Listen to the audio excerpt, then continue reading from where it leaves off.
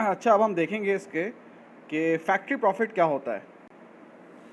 ठीक है भाई। अच्छा देखो, प्रॉफिट होता है कोई भी आप जो काम कर रहे होते हैं उसका जो फ़ायदा होता है वो उसका प्रॉफिट होता है। जैसे फॉर एग्जाम्पल अगर मैंने एक चीज़ 10,000 की खरीदी और 12,000 की बेची तो कोई मुझसे पूछेगा कि प्रॉफिट कितना है, मैं बोलूँगा 2,000 है। अब फैक्ट्री प्रॉफिट क्या है बेटा? फैक्ट्री क्या होती है? जिसमें गुड्स बनते हैं। तो फैक्ट्री प्रॉफिट क्या हुआ? गुड्स को बनाने में आपको जितना फ़ायदा हो रहा है उसको हम क्या कहते हैं? Factory profit. एक चीज़ जो मुझे जिसकी मार्केट वैल्यू है 10,000 और अगर मैं उसे खुद प्रोड्यूस करना जा रहा हूँ तो वो मुझे पड़ रही है 8,000 की। इसका मतलब है कि मुझे खुद प्रोड्यूस करने में कितना फ़ायदा हो रहा है बेटा? 2,000। इसे हम क्या कहते हैं? Factory profit. बात समझ में आई?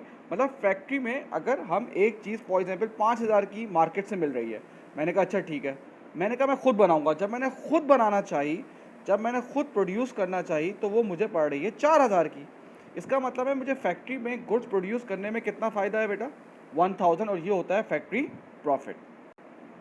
अभी आपके पास एक सवाल है, कॉस्ट ऑफ प्रोडक्शन है 1,00,000, फैक्ट्री प्रॉफिट है, वो कहेगा 20% मार्केट वैल्यू पर ट्रांसफर किया। इस तरह से वो सवाल पूछता है। अब इसको कैसे करेंगे आप? पहले मैं इसकी पूरी लॉजिक वगैरह के साथ, ये है आपकी कॉस्ट ऑफ प्रोडक्शन।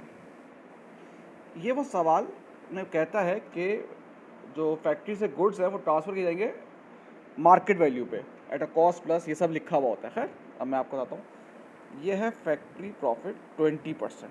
तो 1,00,000 का 20% कितना हो गया बेटा? 20,000। ये हो जाएगी 1,20,000। इसका ये आ गई market value of goods transferred.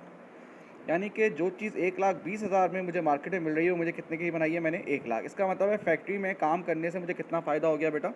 20,000 का फ़ायदा हो गया। अब इसकी वर्किंग जो है वो इनकम स्टेटमेंट में कैसे होती है? सेल्स दी हुई है आपको 3,00,000, ओपनिंग इन्वेंट्री मार्केट वैल्यू पे दिया हुआ है। जब भी वो कहे ना इस तरह से फैक्ट्री प्रॉफिट, इसका मतलब है जो आपके गुड्स हैं, फिनिश गुड्स है, उसमें प्रॉफिट रखा हुआ है। वो कितना हो गया बेटा? 20,000।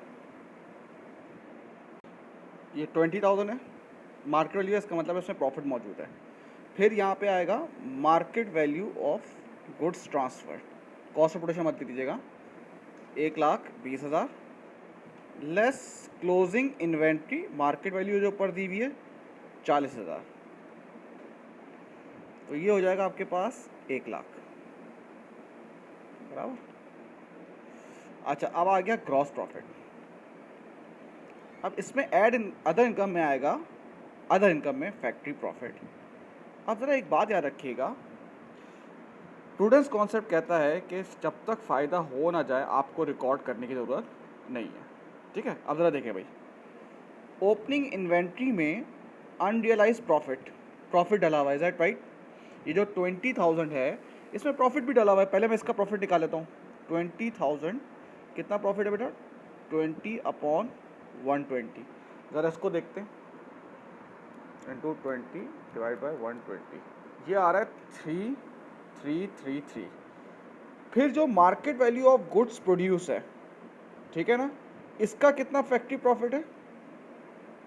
Factory profit of goods produce कितना आ रहा है बेटा? ये ऊपर लिखा हुआ है 20,000